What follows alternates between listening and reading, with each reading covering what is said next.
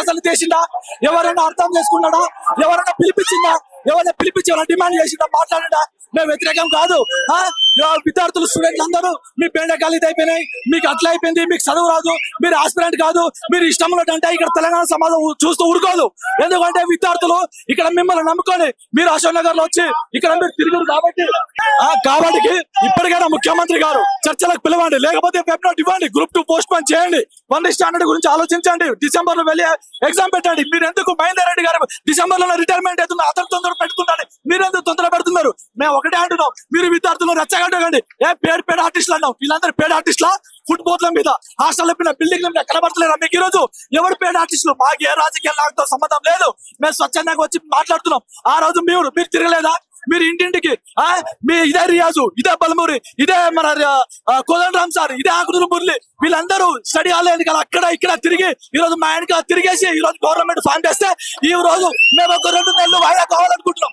ఆ 2 నెలలు వాయిదా మీరు కోరరా? 2 నెలలు 2 నెలలు వాయిదా వేసి గ్రూప్ 2 డిసెంబర్ నిర్వహించండి. అయితే మా అందరి కొంచెం అవకాశం ఉంటుంది.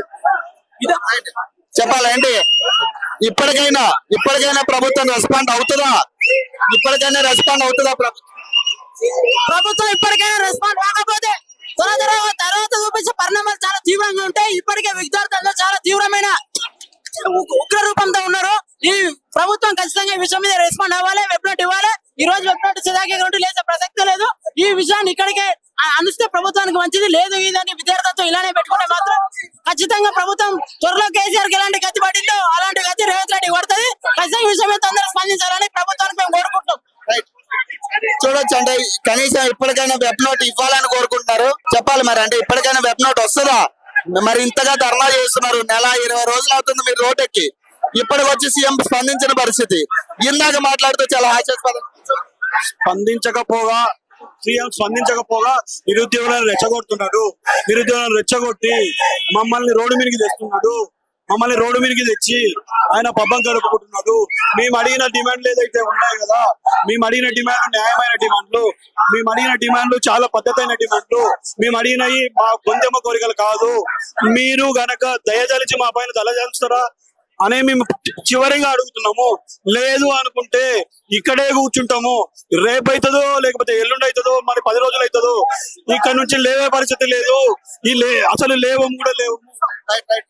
ఇక్కడ నుంచి ఇప్పుడు కనుక వెబ్ నోట్ రాకపోతే రేవంత్ రెడ్డి గారు 33 జిల్లాలో ఉన్న ఆ లేబర్ నుంచి ఈ అశోక్ నగర్ కాదు ప్రతి ఒక్క స్టూడెంట్ ఈ రోజు రాత్రి వరకు చూస్తాం. రేపు పొద్దున నువ్వు ఎక్కడున్నా అది సెక్రటరీ నీ ఇల్లా కాదు, ఇదే స్టూడెంట్ స్వచ్ఛందంగా వస్తాం, మీతోటి వచ్చి మాట్లాడతాం.